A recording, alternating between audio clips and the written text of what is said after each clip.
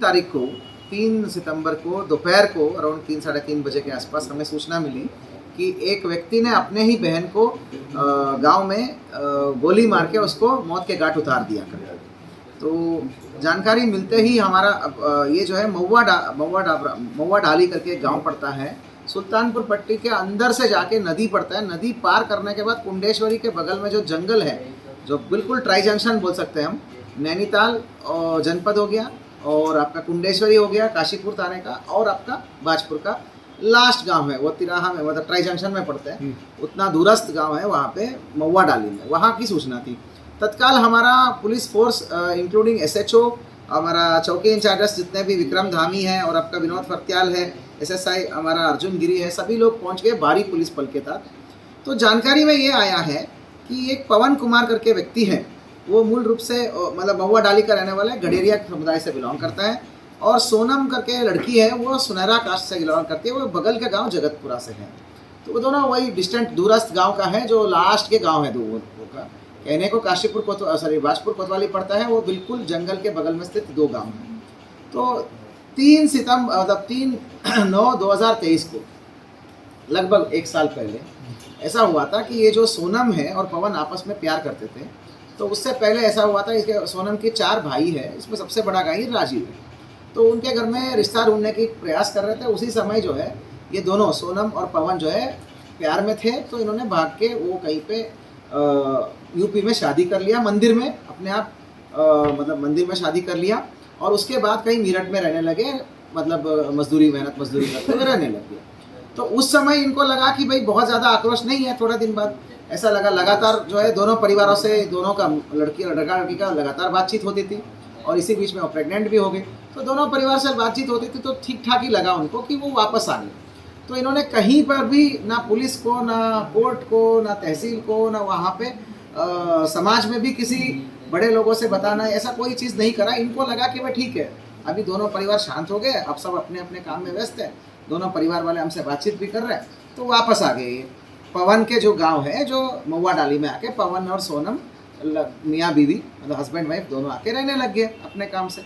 तो हुआ कि 4 महीने पहले आए, तो तब वो 4 महीने की प्रेग्नेंट थी। अभी हाल ही में वो 7 महीने की गर्भवती थी। और लड़की की जो मम्मी है उसकी तो ठीक ठाक बोलचाल थी, लेकिन भाई लोग बोलते नहीं थे, पर बाकी ओवरऑल संबंध नॉर्मल ही था।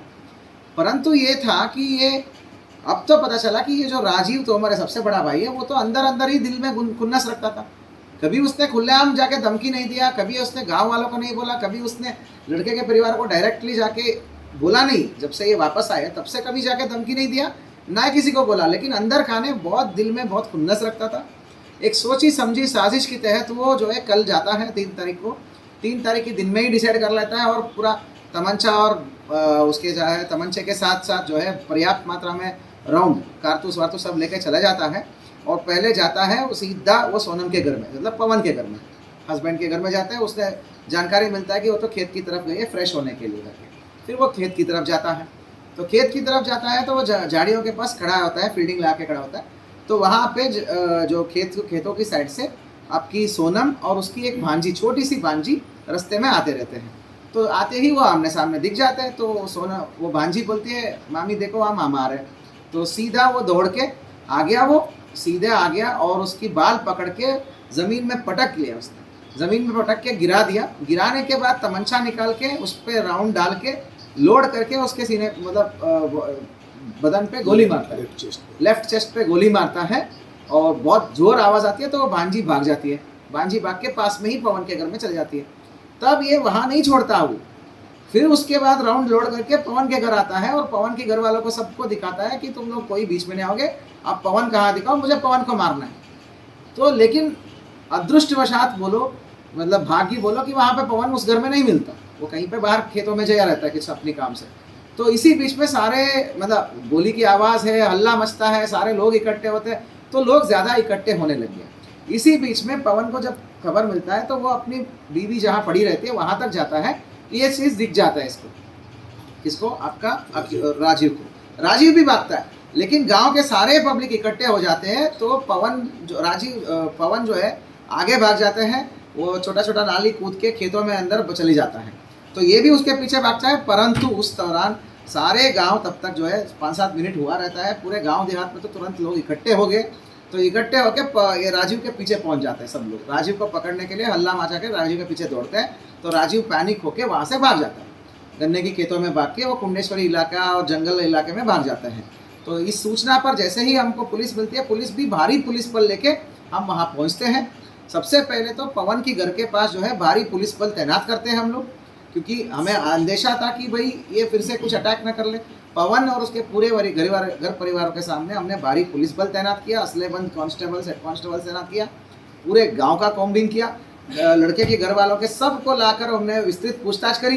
तो इससे हो गया, प्रेशर बढ़ गया और हमने पूरा जंगल को कॉम्बिंग करा, तो कहीं वो मिला नहीं। तो उसी बीच में वो फ़ोन स्विच ऑफ करके वो पहुंचता है स्वार में, फिर फ़ोन खोलने के प्रयास करते हैं। तब तक हमारी पूरी टीम उसके पीछे पड़ गई थी। तो इधर शव को कब्जे में लेकर हमने पंचायतनामा पोस्टमार्टम की कार्रवाई करी और उसके बॉडी के अंदर से बिट होता है, जो कारतूस का बिट हो गया और पैलेट्स हो गया, सब निकाला गया।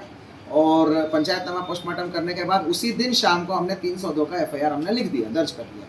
तो अल्टीमेटली जब लगातार हम उसके पीछे पड़े तो ये हमें जानकारी मिला कि ये फिर से पवन को मारने के लिए ही आने वाला था। तो उसने अपने किसी दोस्त को संपर्क करके बोला कि मैं पुलिस में सरेंडर कर लूँगा, लेकिन पहले पवन को मार के सरेंडर करूँगा। तो इस अंदेशा से हमें पता था कि किस तरफ से आएगा, किस रास्ता से आएगा, सर्वेलांस के माध्यम से और मैनुअल के माध्यम से हमें अंदेशा था जिसके यहाँ से वो जिस गांव के यहाँ होते हुए जाएगा। अंततः कल शाम को ये मान की घाट सुल्तानपुर पट्टी से हमारी पुलिस टीमों ने गिरफ्तार कर दिया है। इस आदमी को किसी भी प्रकार का रिपेंट या रिजेंट मतलब क्या बोलते हैं, पश्चाताप या